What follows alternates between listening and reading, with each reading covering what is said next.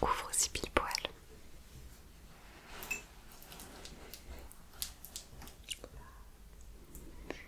Est-ce que ça va mieux?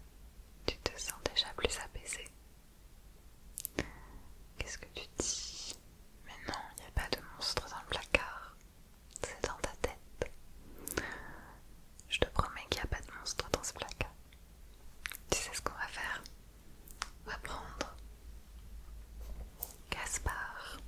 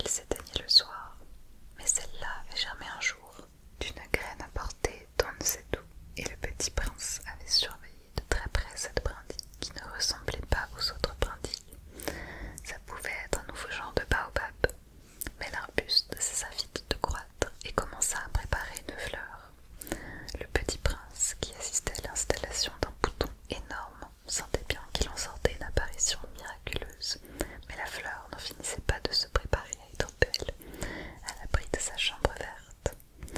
Elle choisissait avec soin ses couleurs, elle s'habillait lentement, elle ajustait un à un ses pétales. Elle ne voulait pas sortir toute fripée comme les coquelicots.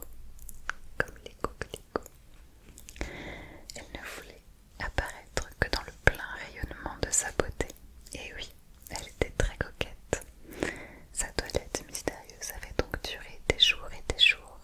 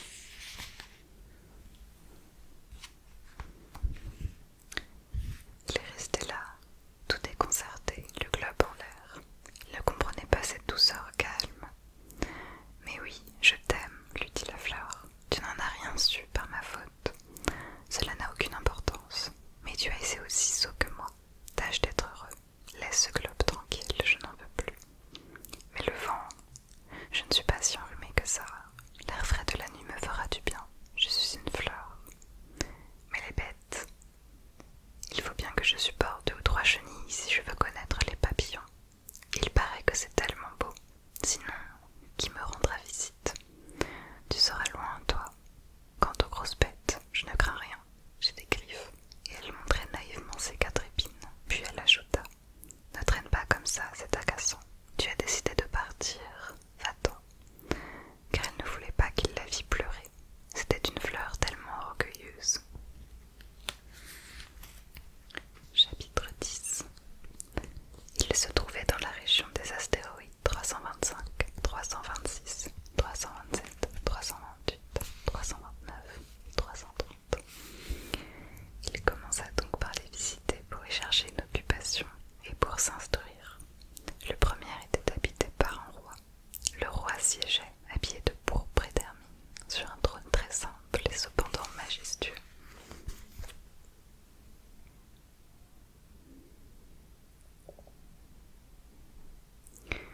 Ah, voilà un sujet, s'écria le roi quand il aperçut le petit prince. Le petit prince se demanda: comment peut-il me reconnaître puisqu'il ne m'a encore jamais vu? Il ne savait pas que, pour les rois, le monde est très simplifié. Tous les hommes sont des sujets. Approche-toi que je te vois mieux, lui dit le roi qui était tout fier d'être enfin roi pour quelqu'un. Le petit prince chercha des yeux où s'asseoir, mais la planète était tout encombrée par le magnifique manteau d'hermine. Il resta donc debout, et, comme il était fatigué, il bâilla. Il est contraire à l'étiquette de bâiller en présence d'un roi, lui dit le monarque. Je te l'interdis. Je ne peux pas m'en empêcher, répondit le petit prince tout confus. J'ai fait un long voyage et je n'ai pas dormi. Alors, lui dit le roi, je t'ordonne de bâiller. Je n'ai vu personne bâiller depuis des années. Les bâillements sont pour moi des curiosités. Allons, bâille encore, c'est un ordre. Ça m'intimide, je ne peux plus, dit le petit prince tout rougissant. Répondit le roi. Alors, je t'ordonne tantôt de bâiller et tantôt de... Il le bredouillait un peu et paraissait vexé, car le roi tenait essentiellement à ce que son autorité fût respectée. Il ne tolérait pas la désobéissance, c'était un monarque absolu. Mais comme il était très bon, il donnait des ordres raisonnables. Si j'ordonnais, disait-il couramment, si j'ordonnais à un général de se changer en oiseau de mer.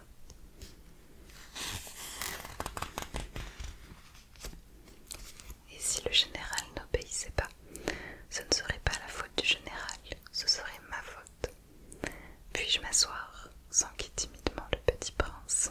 Je t'ordonne de t'asseoir, lui répondit le roi, qui ramena majestueusement un pan de son manteau d'hermine. Regarde. Je vois que tu es assoupi, mais je te montre quand même.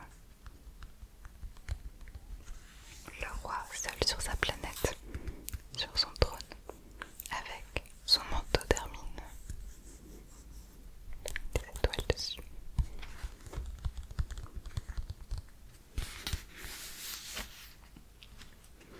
Mais le petit prince s'étonnait, la planète était minuscule, sur quoi le roi pouvait-il bien régner?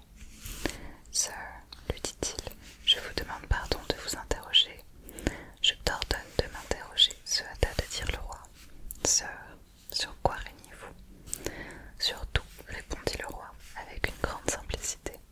Sur tout. Le roi, d'un geste discret, désigna sa planète, les autres planètes et les étoiles. Sur tout ça, lui dit le petit prince. Sur tout ça, répondit le roi. Car non seulement c'était un monarque absolu, mais c'était un monarque universel. Et les étoiles vous obéissent? Bien sûr, lui dit le roi, elles obéissent aussitôt. Je ne tolère pas l'indiscipline. Un tel pouvoir émerveilla le petit prince. S'il l'avait détenu lui-même, il aurait pu assister non pas à 44, mais à 72, ou même à 100, ou même à 200 couchers de soleil dans la même journée, sans avoir jamais à tirer sa chaise. Et comme il se sentait un peu triste à cause du souvenir de sa petite planète abandonnée, il s'enhardit à solliciter une grâce du roi. Je voudrais voir un coucher de soleil, faites-moi plaisir, ordonnez au soleil de se coucher. Si j'ordonnais à un général de voler d'une fleur à l'autre à la façon d'un papillon, vous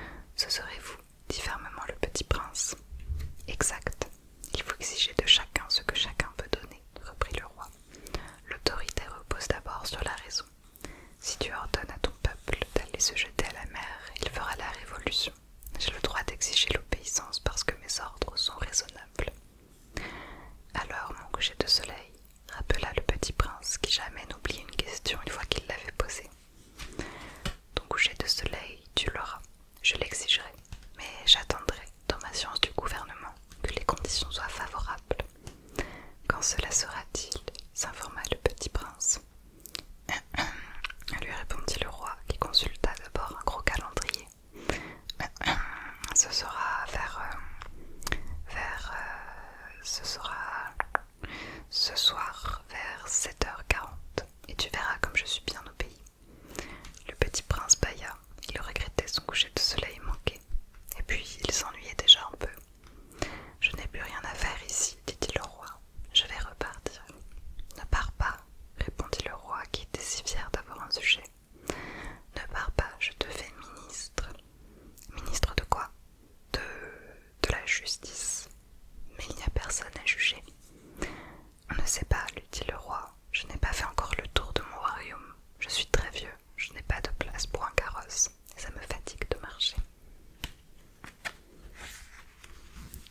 Oh mais j'ai déjà vu, dit le petit prince qui se pencha pour jeter encore un coup d'œil sur l'autre côté de la planète. Il n'y a personne là-bas non plus. Tu te jugeras donc toi-même, lui répondit le roi. C'est le plus difficile.